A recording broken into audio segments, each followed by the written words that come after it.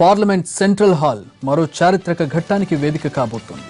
స్వతంత్ర భారతావనిలో ఒక దేశం ఒకే పన్ను అంటూ అతిపెద్ద ఆర్థిక సంస్కరణగా అభివర్ణిస్తున్న జీఎస్టీని అమల్లోకి తెస్తూ ఈ అర్ధరాత్రి పార్లమెంట్ సెంట్రల్ హాల్లో గంట మోగించనున్నారు ప్రధాని మోడీ. ఎన్డీఏ సర్కార్ ఎంతో ప్రతిష్టాత్మకంగా భావిస్తున్న జీఎస్టీ ప్రారంభోత్సవ కార్యక్రమం రాత్రి 10:45 మొదలు కానుంది. మొత్తం 80 నిమిషాల కార్యక్రమంలో రాష్ట్రపతి రావడానికి ముందుగానే జీఎస్టీపై 10 నిమిషాల నిడివి గల షార్ట్ ఫిల్మ్ ను ప్రదర్శిస్తారు.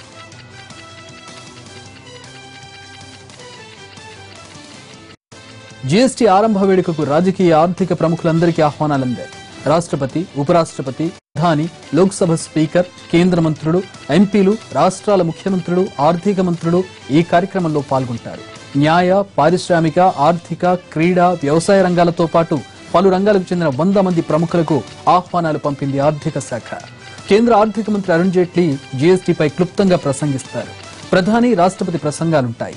సరిగ్గా అర్ధరాత్రి 12 గంటలకు జీఎస్టీని అమల్లోకి వచ్చినందుకు సూచికగా గంట మోగిస్తారు. జీఎస్టీకి వ్యతిరేకంగా ప్రకాశం జిల్లా చీరాలలో స్వచ్ఛందంగా బంద్కు పిలుపునిచ్చారు వస్త్ర వ్యాపారులు. జీఎస్టీ ప్రవేశపెట్టడానికి నిరసిస్తూ స్థానిక మహాత్మాగాంధీ క్లాత్ మార్కెట్ కూడలి వద్ద రిలే నిరాహార దీక్షల్లో కూర్చున్నారు రిటైల్ వస్త్ర వ్యాపారులు. జీఎస్టీని రద్దు చేయకుంటే నిరసనలు తీవ్రతరం చేస్తామని హెచ్చరించారు.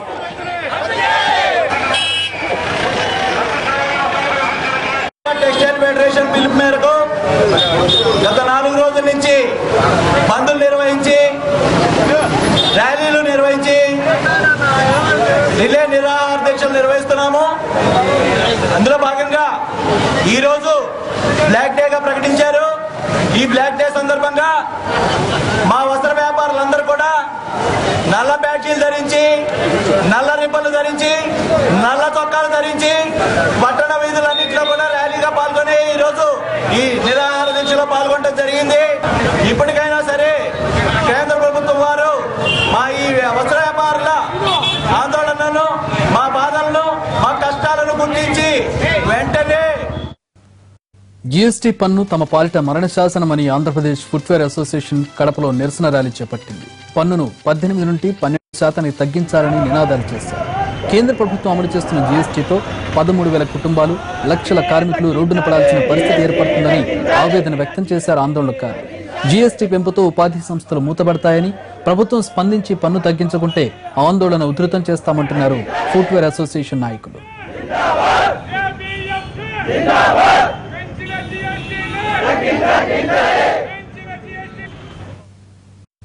ఒకరిద్దరు వ్యక్తులు చేసిన తప్పును మొత్తం కులంపై రుద్ది తగాదాలు పెంచుతున్నారని మండిపడ్డారు వైసీపీ అధినేత వైఎస్ జగన్.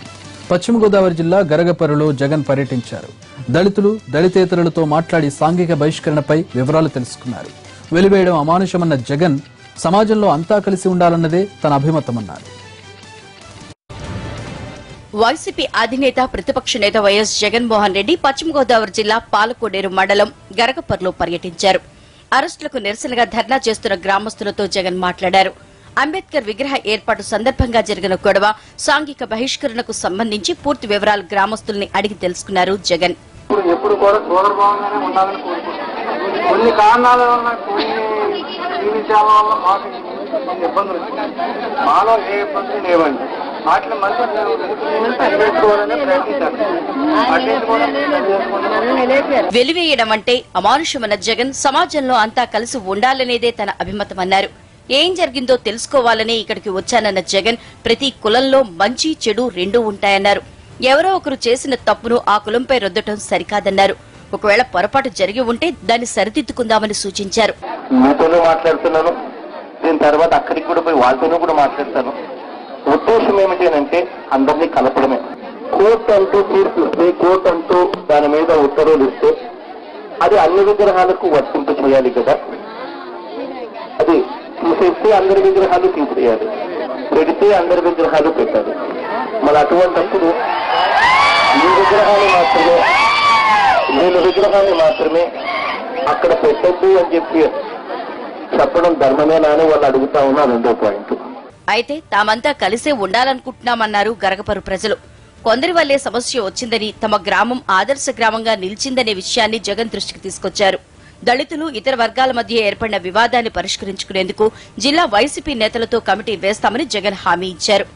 గరగపర్లో పర్యటన ముగించుకున్న తర్వాత కాకినాడలో చికిత్స పొందుతున్న చాపరాయి బాధితుల్ని జగన్ పరామర్శించారు. ఇవాళ రాత్రికి రంపచోడవరంలో బస చేస్తారు.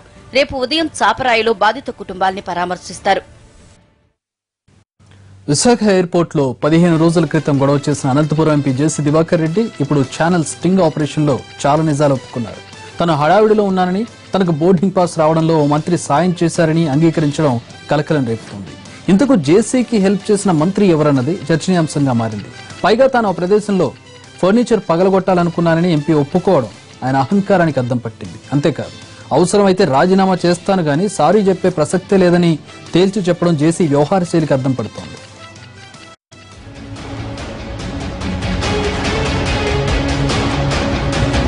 విశాఖ విమానాశ్రయంలో బోర్డింగ్ పాస్ కోసం నానా హంగామా చేసిన ఎంపీ జేసీ దివాకర్ రెడ్డి మరోసారి టీవీ కెమెరా ముందు అడ్డంగా దొరికిపోయారు.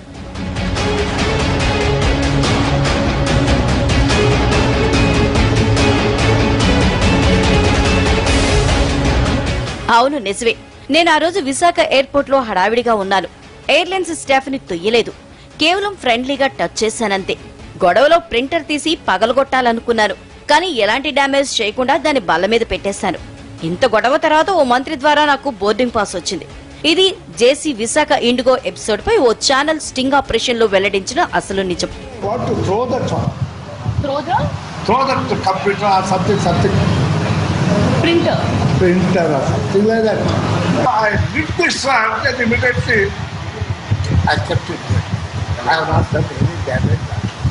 ఓవైపు ఎయిర్ ట్రాక్ కంట్రోల్ రూల్స్ ముందు సామాన్యుడైన ఎంపీ అయినా ఒకటేనని పౌర విమానయాన శాఖ మంత్రి అశోక్ గజపతిరాజు పార్లమెంట్లో చెప్తే, ఇక్కడ జేసీ మాత్రం బోర్డింగ్ పాస్ ఇప్పించడంలో ఓ మంత్రి హస్తం ఉందంటున్నారు.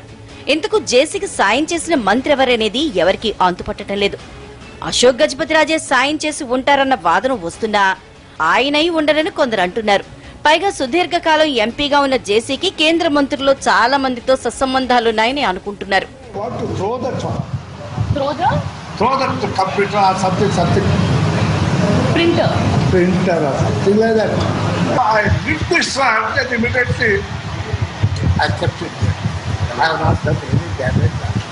విశాఖ ఎయిర్పోర్ట్ లో అంత రచ్చ చేసిన జేసీ దివాకర్ రెడ్డి చివరకు స్టింగ్ ఆపరేషన్ లో కూడా పశ్చాత్తాపం వ్యక్తం చేయటం లేదు. పైగా తాను చేయాలనుకుంటే అక్కడి ప్రింటర్ ని కింద విసిరగొట్టేవాణ్ణని, కానీ మర్యాదగా ఎక్కడ తీసింది అక్కడే పెట్టేశానని గొప్పగా చెప్పుకున్నారు. జేసీ దివాకర్ రెడ్డి వ్యవహార శైలి చూస్తుంటే తాను చేసింది సరైందేనని, ఎయిర్లైన్స్ ఉద్యోగే తప్పు చేశారని మొండిగా వాదించడం అందరినీ అవాకయ్యేలా చేస్తోంది. తెలంగాణలో సినిమా టికెట్లు పెంచుతూ తీసుకున్న జీవో వివాదాస్పదమైంది. సీఎస్ దృష్టికి తీసుకురాకుండానే జీవో ఇవ్వడంపై ఎస్పీ సింగ్ ఆగ్రహం వ్యక్తం చేసినట్లు తెలుస్తోంది.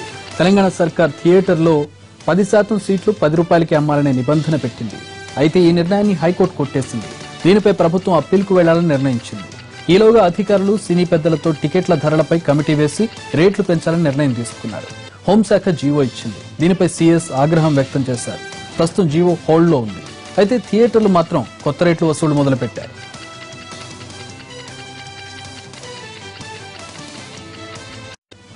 ఏడాది మధ్యలోనే దీపావళి వచ్చింది.